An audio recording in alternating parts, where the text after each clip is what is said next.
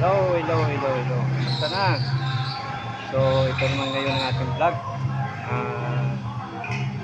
Kung paano hilain yung belt. Sa procedure nito na ating gagawin ay meron kayo matutunan kahit konti lamang. So, ito ngayon. Una sa lahat, magandang umaga po sa lahat. Please support my channel, vlog. Like, share, comment. Pwede po tayo mag-comment at like.